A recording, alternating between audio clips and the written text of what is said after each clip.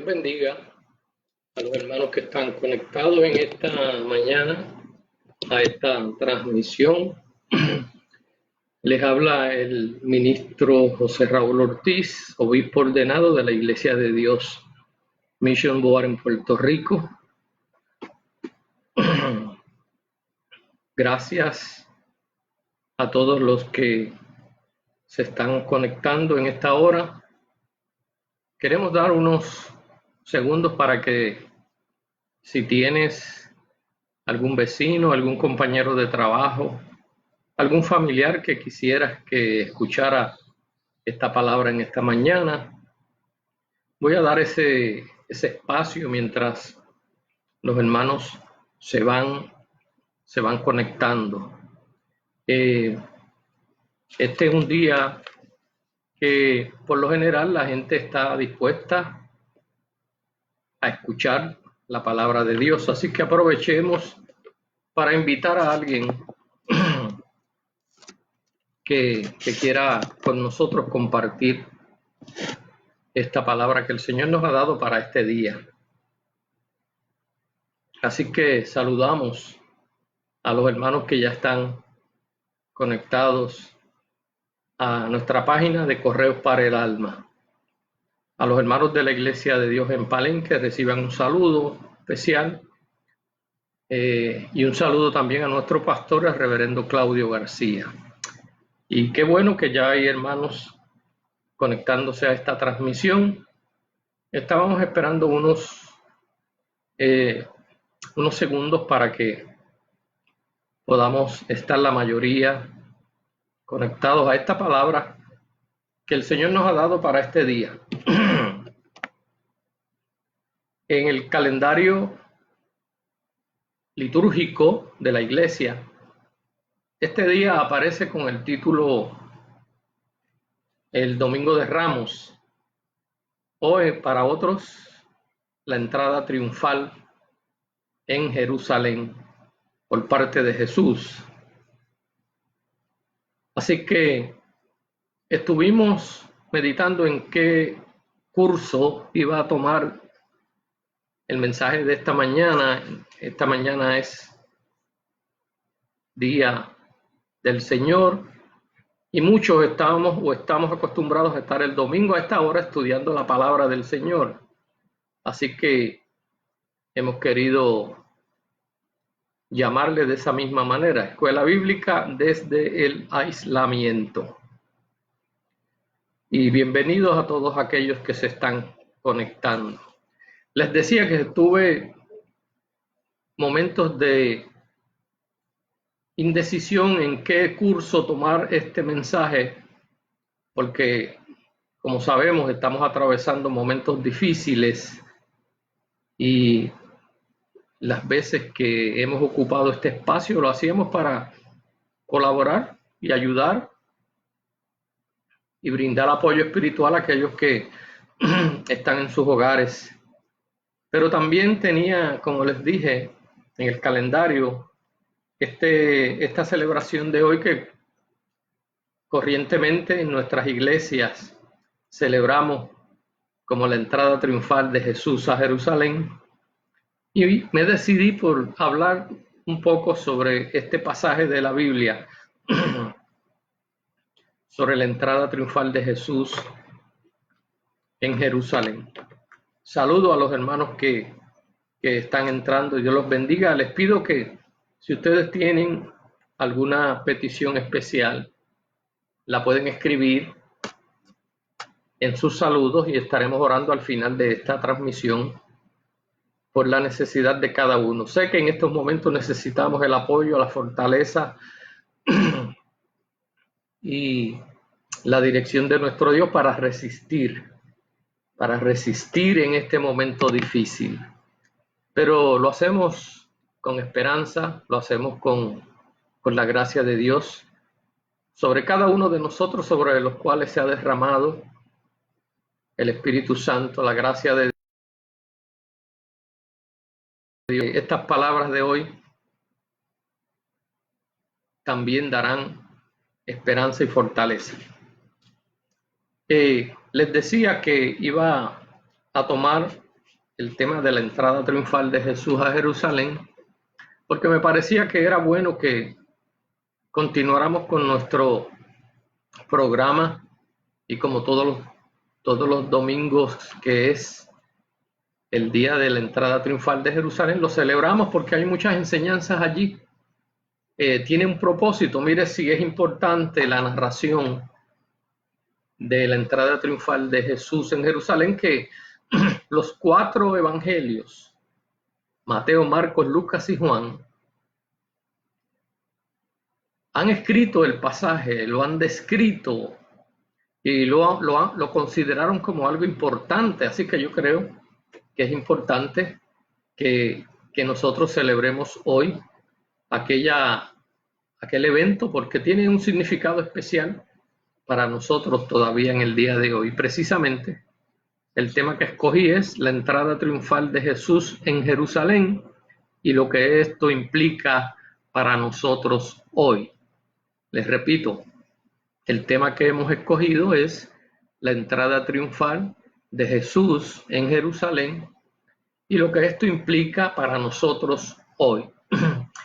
Les pido que tengan la Biblia a la mano, tengan sus Biblias a la mano. Vamos a leer. Esta es la escuela bíblica, y siempre en la escuela bíblica nos acostumbramos a buscar la palabra, a investigar aquellos pasajes que traen importancia a nuestra vida espiritual. Así que espero que estén con sus Biblias ahí. Yo tengo aquí un par de ellas donde he meditado antes de estar con ustedes. Saludo a todos los hermanos que se están conectando. Recuerda, si tienes algún amigo, algún vecino, algún familiar que sepas que necesita palabra del Señor, le puedes avisar y que puede entrar a nuestra página Correos para el Alma, y allí estaremos nosotros y más personas se van a beneficiar de esto.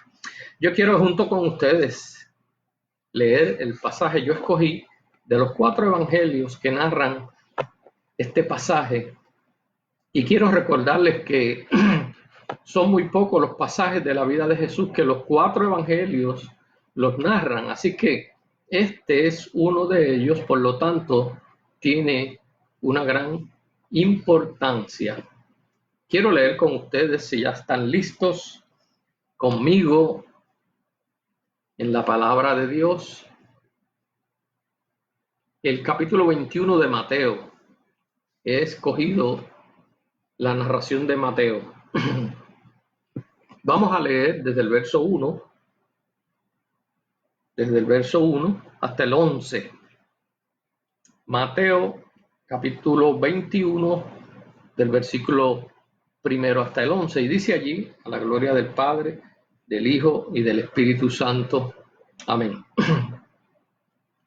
Cuando se acercaron a Jerusalén y vinieron a Betfagé, al monte de los Olivos, Jesús envió 2 discípulos diciéndoles: id a la aldea que está enfrente de vosotros, y luego hallaréis una asna atada y un pollino con ella. Desatadla y traédmelos. Si alguien os dijere algo, decid: el Señor lo necesita, y luego los enviará. Todo esto aconteció para que se cumpliese lo dicho por el profeta cuando dijo: decid a la hija de Sión, he aquí tu rey viene a ti, manso y sentado sobre una asna, sobre un pollino, hijo de animal de carga. Y los discípulos fueron e hicieron como Jesús les mandó, y trajeron el asna y el pollino, y pusieron sobre ellos sus mantos, y él se sentó encima. Y la multitud, que era muy numerosa, tendía sus mantos en el camino, y otros cortaban ramas de los árboles y las tendían en el camino. Y la gente que iba delante y la que iba detrás aclamaba diciendo: Hosana al Hijo de David, bendito el que viene en el nombre del Señor, hosana en las alturas. Amén. Amén. Gracias al Señor por su palabra. Dedicamos una oración para que esta palabra realmente llegue a los corazones. Señor, te damos gracias, Padre Celestial, en el nombre de Jesús, porque tú has sido bueno y eres bueno, y para siempre es tu misericordia. Gracias porque nos permites, aún en la distancia, aún aislados, nos permite considerar tu palabra. Bendice a todos aquellos que se han conectado, a sus familiares. Bendice, Señor, a los que luchan por detener este virus, los que trabajan al frente, luchando por los que se han contagiado. Te pedimos por ellos, por sus familiares. Te damos gracias y te pedimos también por aquellos que no se han podido conectar, pero que en algún momento lo harán. Usa, Señor, a tu siervo, y te damos gracias por estos medios, porque a través de ellos podemos también llevar tu palabra en el nombre de Jesús. Amén. Qué bueno. Agradecemos al Señor por todos los que están en la sintonía. Les decía que este pasaje es tan importante, el pasaje de la entrada triunfal de Jesús a Jerusalén, que los 4 evangelios le dedicaron un espacio para mostrarnos y recrearnos en lo que sucedió aquel día. Y me preguntaba yo cuando hacía esta meditación, cuando la escribía y la arreglaba, ¿por qué es importante que en este tiempo, en el siglo XXI, nosotros podamos entender y calibrar lo que este pasaje implica para la iglesia de nosotros hoy, para todos aquellos que le servimos al Señor? ¿Qué implicaciones tiene una narración que ocurrió hace más de 2000 años? Pero qué hermoso es saber y descubrir que sí que tiene una importancia tremenda.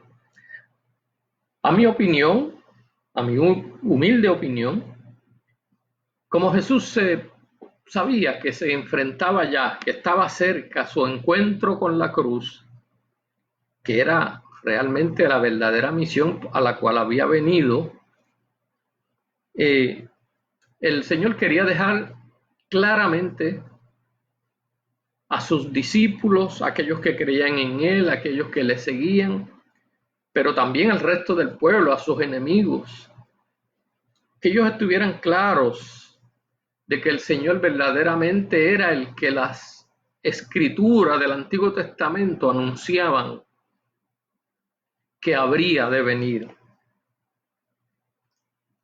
Y que con ese acto de Jesús entrar a Jerusalén, recordemos que Jerusalén es la capital de Israel y será la capital del mundo en el reino venidero. Por eso es que la Escritura nos aconseja a los cristianos que oremos por la paz de Jerusalén, porque allí nos veremos un día. Bendito el nombre del Señor.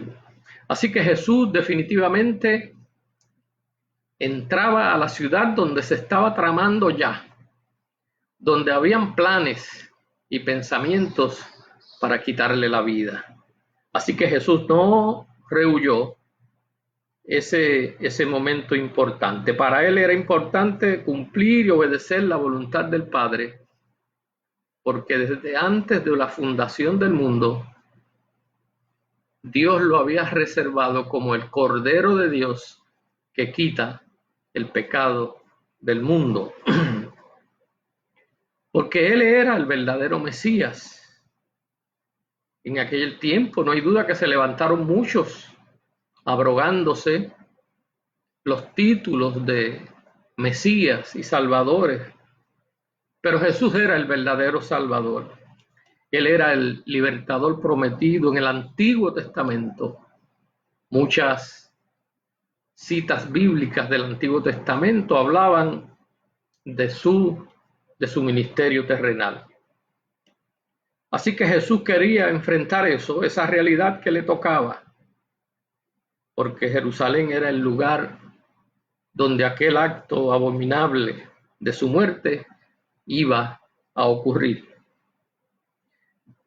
Y es que debemos recordar que cuando Jesús aparece en la escena de la historia de Israel, Israel está dominado y sometido a un imperio sanguinario como lo era el imperio romano. Perdón. Israel en ese tiempo no tiene libertad política ni económica, por lo que en el pueblo imperaban injusticias, había mucha pobreza, enfermedades, desolación. Así que muchos en Israel, bajo esas condiciones, empezaron a considerar y a soñar la idea con que viniera el libertador que el Antiguo Testamento anunciaba, para que ese libertador los librara de la opresión de un régimen autoritario como el de Roma. Pero Jesús estaba claro en cuál era su misión, su verdadera misión. Y precisamente ese título de libertador, de redentor, de salvador, que el Antiguo Testamento anunciaba, causaron en que muchos vieran en él un líder militar que los librara del Imperio Romano, de ese yugo criminal que no los dejaba prosperar, y que sobre todo en lo espiritual, no se había desarrollado Israel como la nación que representaría una nación libre, una nación que bajo el mando de Dios, una nación que proclamara el Dios bueno, que proclamara el reino venidero, donde Jesucristo sería el rey. Así que Jesús, ustedes recuerdan, Jesús comenzó su ministerio anunciando que el reino de los cielos se había acercado. Pero si esto le dio a algunos la esperanza de que los libertaría del yugo romano, Jesús fue bien claro en advertir, según dice Juan 18:36, y espero que todos los que están conmigo, que tienen su Biblia a la mano, busquemos en Juan 18, el verso 36. Juan 18, verso 36. Algo que el Señor repitió varias veces y que era importante para que sus seguidores no se formaran una idea distinta de lo que Él había venido. Si ya ustedes lo tienen, lo podemos leer. Evangelio de Juan, capítulo 18, verso 36, que dice: respondió Jesús, mi reino no es de este mundo. Si mi reino fuera de este mundo, mis servidores pelearían para que yo no fuera entregado a los judíos, pero mi reino no es de aquí. Fíjense, y con estas palabras el Señor quería decir mucho,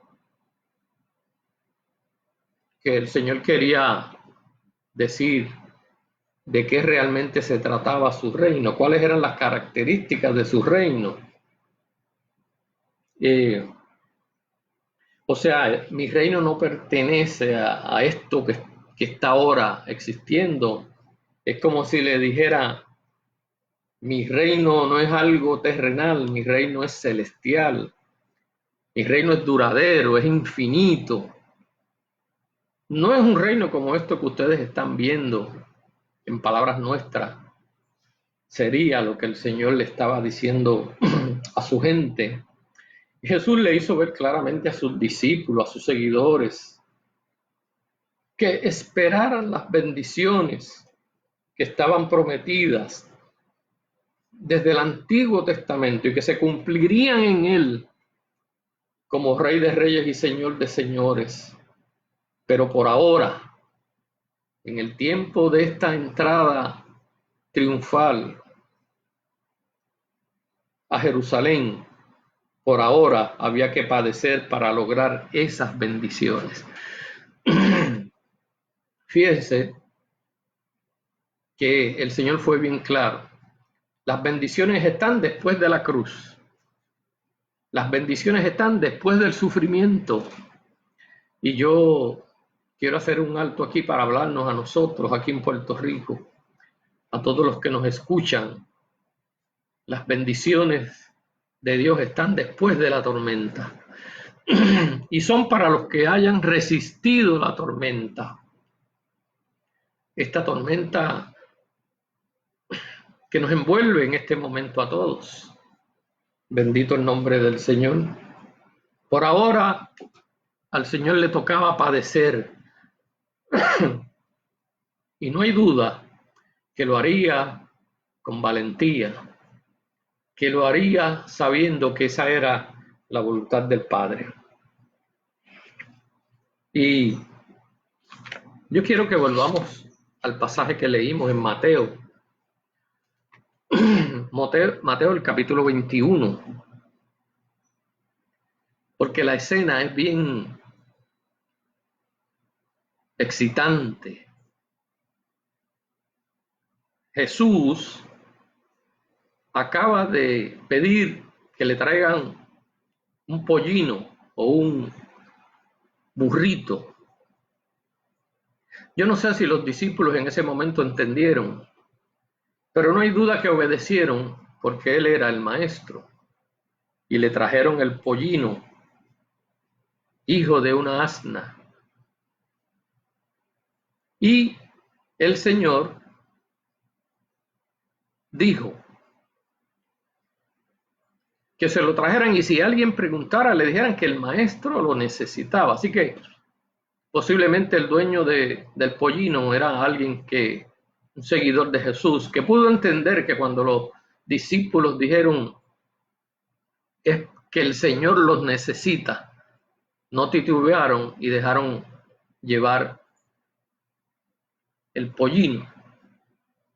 Ahora, el escritor bíblico nos apunta en ese verso 4 que cuando Jesús pidió esto, se estaba cumpliendo una profecía.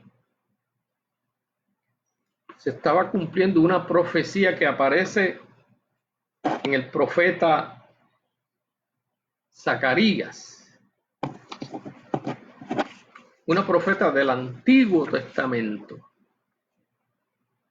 pero que realmente tenía que ver con el Señor. Porque, como dice, la profecía decía, decid a la hija de Sión, he aquí tu rey viene a ti, manso y sentado sobre una asna, sobre un pollino, hijo de animal de carga. Esa profecía es de Zacarías 9:9 y yo les invito a que busquemos las citas.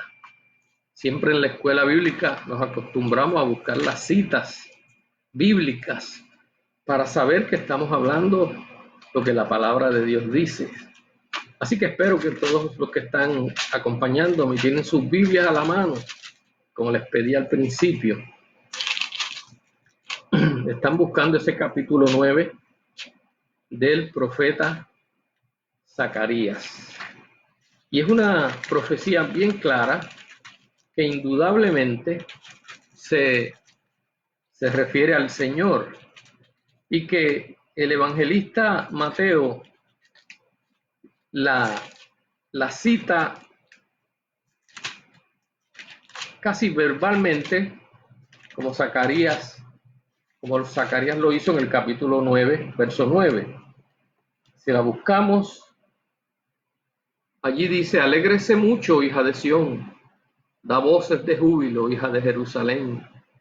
He aquí tu rey vendrá a ti, justo y salvador, humilde y cabalgando sobre un asno, sobre un pollino, hijo de asna.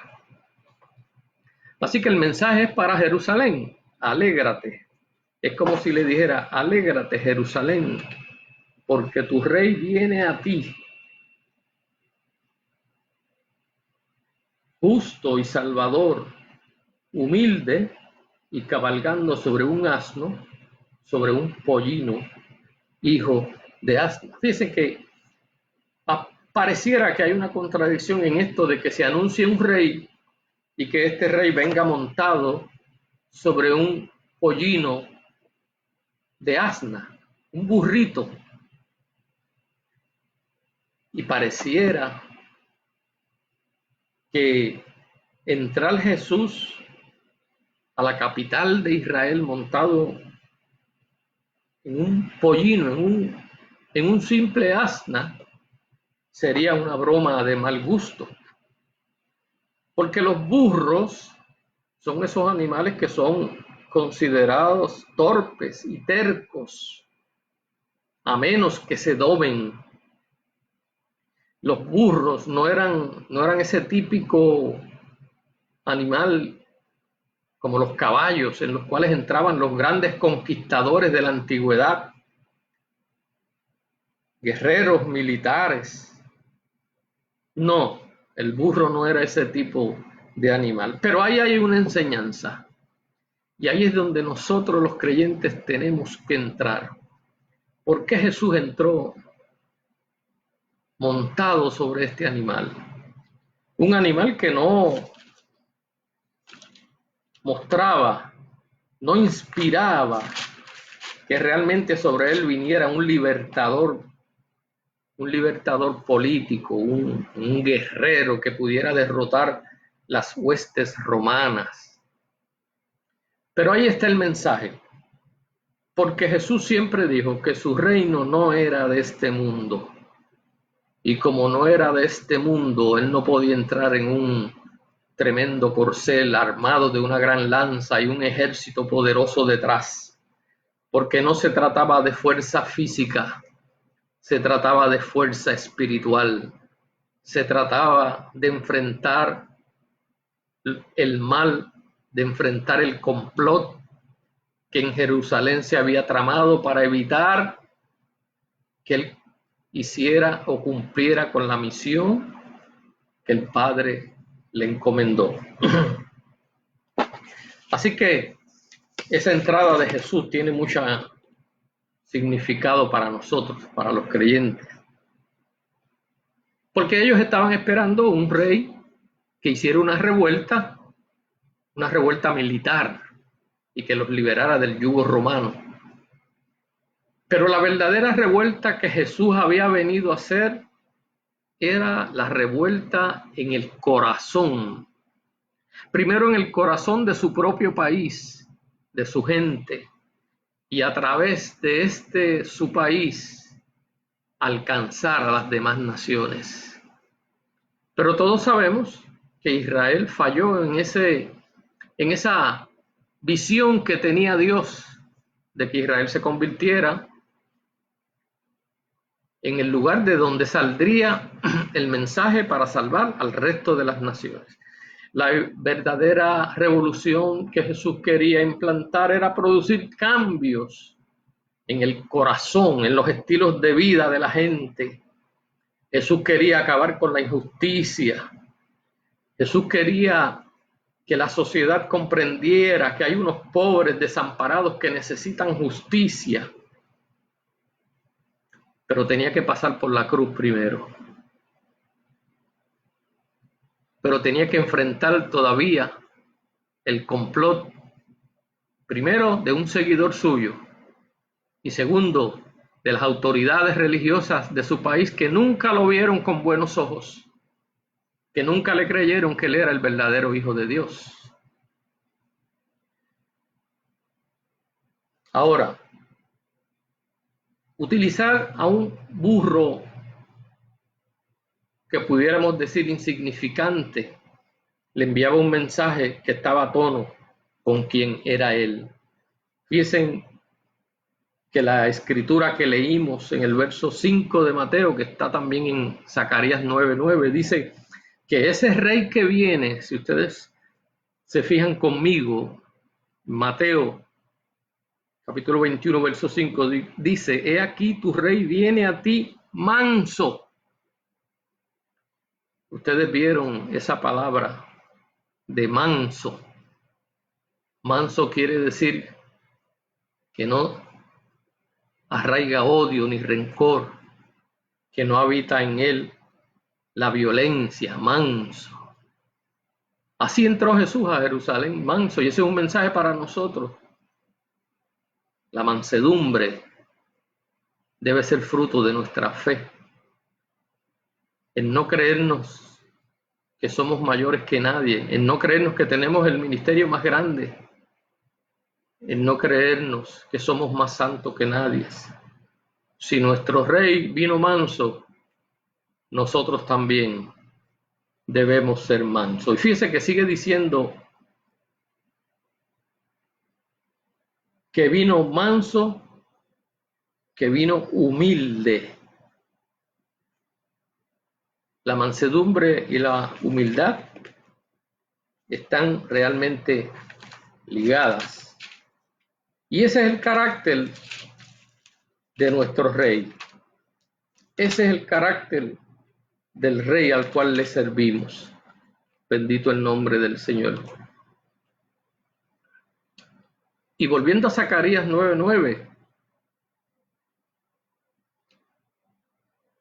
allí también dice que ese rey viene justo y salvador. Y el otro adjetivo que utiliza es humilde. Fíjese que son adjetivos que realmente hablan de la verdadera naturaleza del reino que Jesús venía a implantar. Justo y salvador, humilde.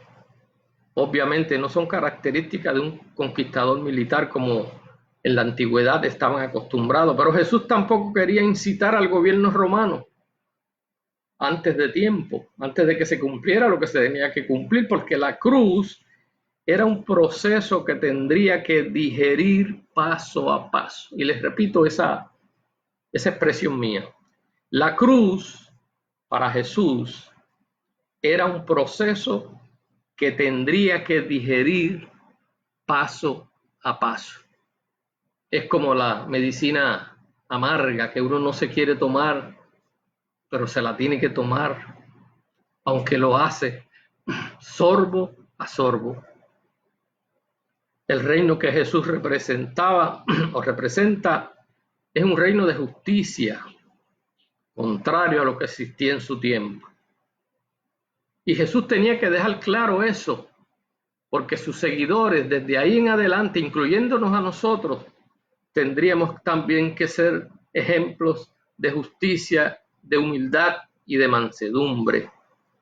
Porque en el tiempo de Jesús ni en el nuestro hay justicia para los pobres y necesitados. Casi siempre son los últimos. En el reino de Jesús la justicia salvará a los que creen y a los que obedecen. Pero esa misma justicia condenará a los que no creen, a los que no obedecen. Jesús aceptaba ese encuentro, Jesús aceptaba la cruz porque por medio de ella salvaría muchas almas. Y quiero decirte que ese es el único motivo que tenía Jesús para aceptar que en su camino aparecía la horrible cruz, porque a través de ella salvaría muchas almas de los que creen. Esto es bien importante, los que creen que con aquel sacrificio nuestros pecados son perdonados. ¿Y qué momento mejor que este para aceptar que Jesucristo es el remedio, que su sangre nos limpia de todo pecado? Así que la humildad que mostró Jesús, perdonen ustedes, por la forma en que entró a Jerusalén y la manera en que Jesús resistió los insultos, los golpes y los clavos en la cruz, hablan de la verdadera naturaleza de su reino. Y esta escena es interesante. Si volvemos otra vez a Mateo cuando vemos que una gran multitud, cuando vieron a Jesús subido a aquel burro, dice que los discípulos, es una escena interesante, nos gustaría seguirla, porque dice que sus discípulos, cuando trajeron el pollino, subieron a Jesús sobre él, y la multitud que había por allí, porque a Jesús le seguía una gran multitud. Ustedes saben que por los milagros que él hacía, mucha gente se acercaba, algunos verdaderamente para oír su palabra y creerla, pero otros acudían con la esperanza solamente de ser sanados. Y por ver los milagros, aquella multitud numerosa dice que tendían los mantos en el camino y otros cortaban ramas de árboles y las tendían en el camino para que pasara el rey. Así que la gente que iba adelante y la que iba detrás aclamaba diciendo: Hosana al Hijo de David.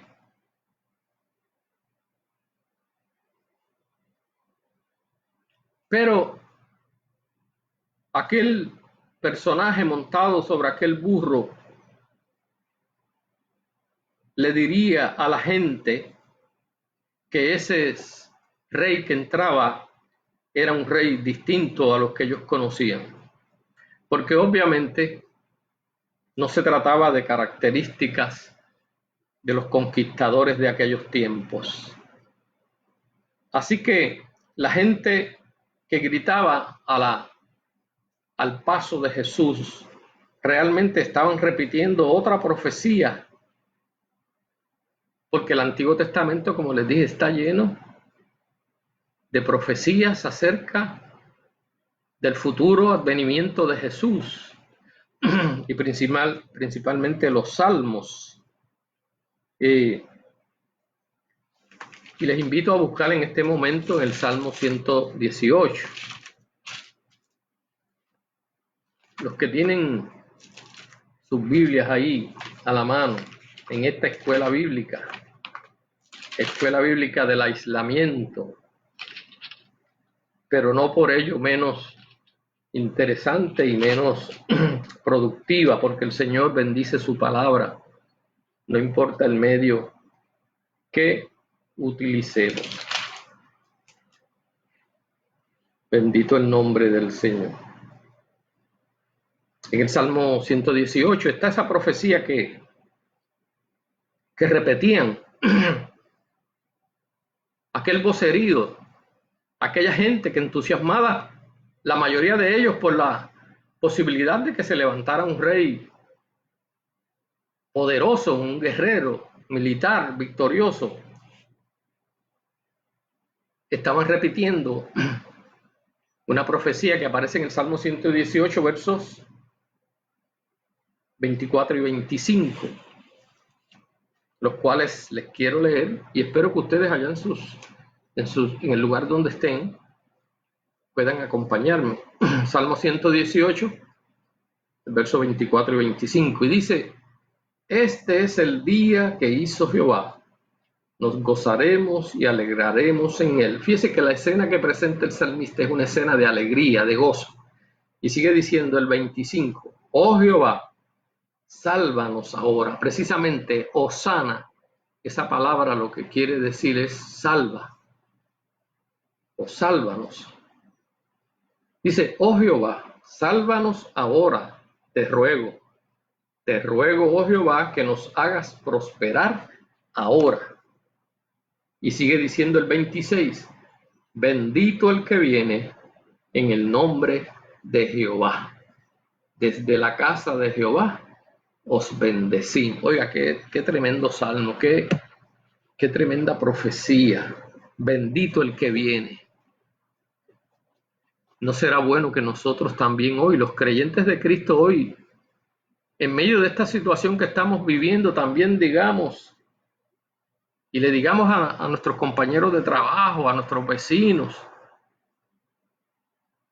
a los que conocemos, le digamos: bendito el que viene en el nombre de Jehová? porque sabemos que Jesús venció la cruz, resucitó y está a la diestra del Padre y un día volverá. Esa es la promesa, esa es la profecía. Así que aquellas palabras eran palabras proféticas y que la gente repetía porque eran la verdad. Y cuando le dicen hijo de David, tenemos que entender que Jesús verdaderamente era hijo de David. Jesús en la carne también descendía de David. Y recordemos que hay una profecía que se le dio a David, y quiero que me acompañen y que busquen su Biblia nuevamente, los que están ahí conectados, y los invito a buscar en el libro de Segunda de Samuel. Segunda de Samuel,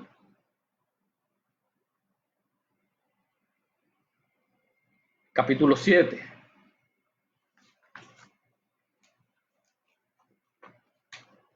Así que les doy tiempo a los que están buscando para que podamos leer juntos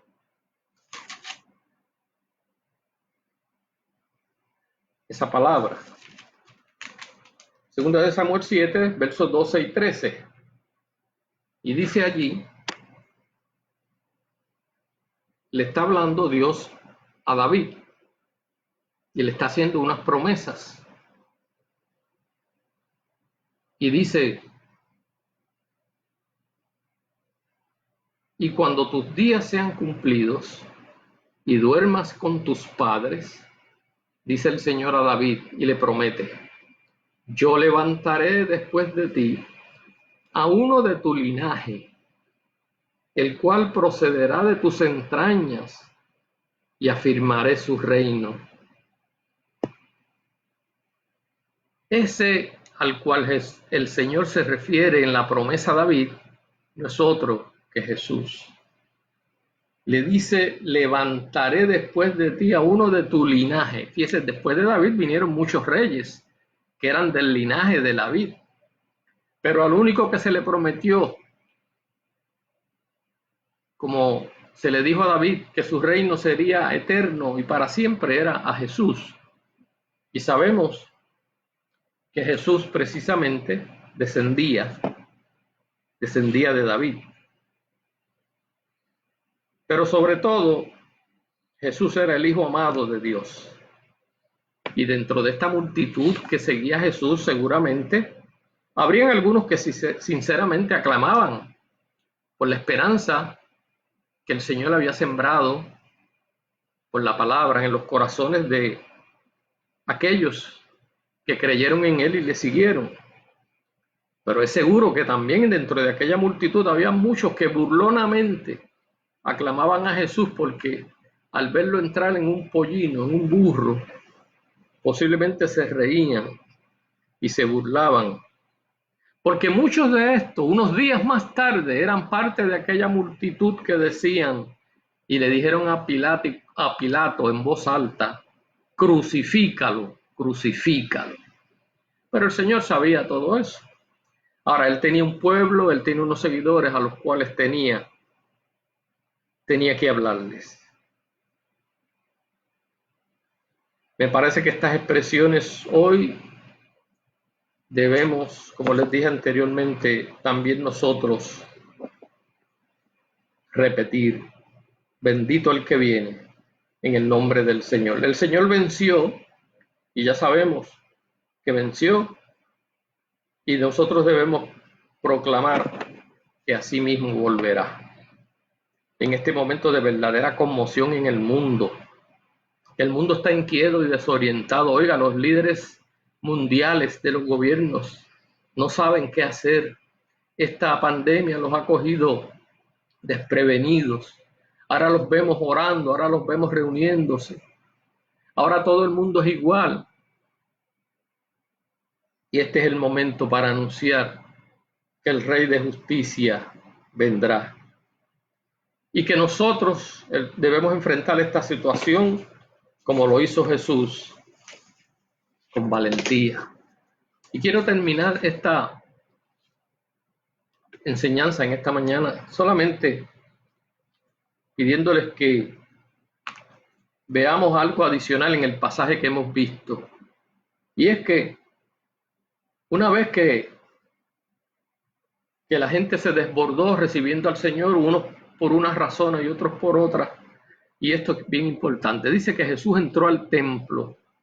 Precisamente el templo se había convertido en lo que no era el propósito original. El templo se había convertido en un lugar de negocios. Se había convertido en un lugar donde lo menos que había era oración. Y para demostrar de qué se trataba su reino, dice que Jesús entró al templo y dice que volcó las mesas de los cambistas. Allí había un negocio con la gente que venía a ofrecer sacrificios. Allí había un negocio que no le interesaba mucho lo espiritual, sino que hubiera mucho negocio con la venta de animales para sacrificio y de otros objetos que se convertían en ofrendas supuestamente para agradar a Dios. Dice que entró y es uno de los momentos que causa extrañeza, en que aquel que entró como un humilde, manso, montado sobre un burro, cuando entra al templo y ve lo que hay allí, las sillas, las mesas, los negocios, la gritería, pero poca oración, poca alabanza. Oiga, la verdad es que le dio mucho coraje. Viró las mesas, tiró las sillas para los lados, sacó a los que vendían palomas, porque las palomas se usaban como sacrificio para los pobres o como ofrendas. Los pobres no tenían para más, de manera que a ellos les convenía que vinieran los pobres a comprar palomas. Oiga, pero qué lejos estaban de lo que es la verdadera adoración, el verdadero espíritu de justicia. Y Jesús les dijo, un texto que es bien conocido y que lo repetimos mucho: escrito está, mi casa, casa de oración será llamada, mas vosotros la habéis hecho cueva de ladrones. Oiga, esto es duro, esto es fuerte, pero era la verdad.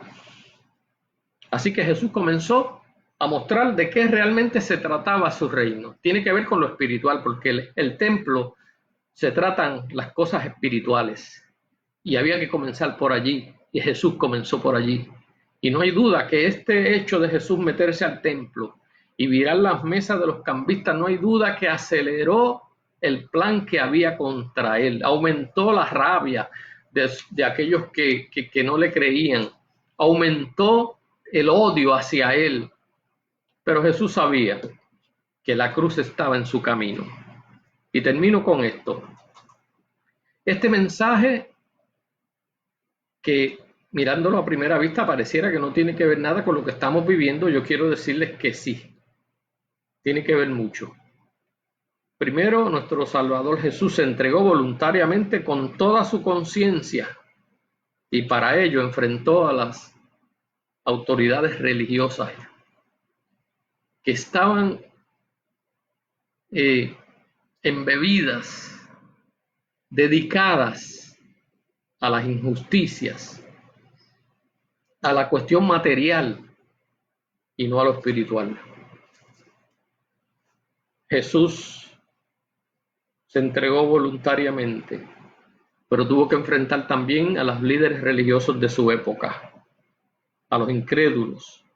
Nosotros también, la iglesia, estamos pasando momentos difíciles. Nosotros también tenemos que tomar nuestra cruz y seguirlo. Ese es el consejo del Señor. Cada uno debe tomar su cruz y seguirlo. Parte de nuestra cruz es lo que estamos pasando hoy. Eso es parte de nuestra cruz. Los momentos difíciles hay que enfrentarlos. Y la entrada de Jesús a Jerusalén parece una contradicción, porque fue proclamado como rey, pero terminó colgado en la cruz. Esto nos enseña que nosotros también enfrentaremos oposición y tropiezos, y no nos debemos alarmar cuando enfrentamos momentos difíciles como los que enfrentamos hoy. Pero esa cruz, ese momento difícil que Jesús pasó, esa ignominia de la cruz era necesaria porque ella significa nuestra victoria. Porque Jesús resucitó y venció la muerte, y a través de esa cruz nos dio la posibilidad de ser nuevas criaturas. Hoy Jesús quiere entrar a nuestros corazones. La entrada que Jesús quiere hacer hoy es a nuestras vidas. Jesús quiere darnos un nuevo estilo de vida, un nuevo corazón. Como dice el cántico, dame un nuevo corazón. Pero esto no es posible si Jesús no hubiese pasado por la cruz. Jesús quiere entrar a nuestros corazones, erradicar el odio, la injusticia, los prejuicios, la hipocresía de aquellos que le sirven por otros motivos que no son los verdaderos. Dejemos que en esta época Jesús también entre a nuestros corazones. Dios les bendiga, hermanos, y quiero hacer esta oración por todos los que se han conectado con nosotros. Padre, en el nombre de Jesús, te damos gracias por esta oportunidad que hemos tenido a través de este medio, porque sabemos que muchos, como no hemos podido asistir al templo, están esperando que no solamente yo, sino otros que pueden tener sus ministerios y sus maneras de llevar el mensaje, lo hagamos para beneficio de los que están en los hogares. Lo hemos hecho con humildad, lo hemos hecho bajo tu dirección y te pedimos que bendiga a cada hermano. Si alguno está sufriendo, Señor, alguna necesidad, sea material, sea espiritual, sea psicológica, Señor, anímica, en este momento tú eres el Señor que entras, como entraste a Jerusalén, aleluya, con humildad, con mansedumbre, pero con poder. Te damos gracias en esta hora, en el nombre de Jesús. Amén. Gracias a todos los hermanos.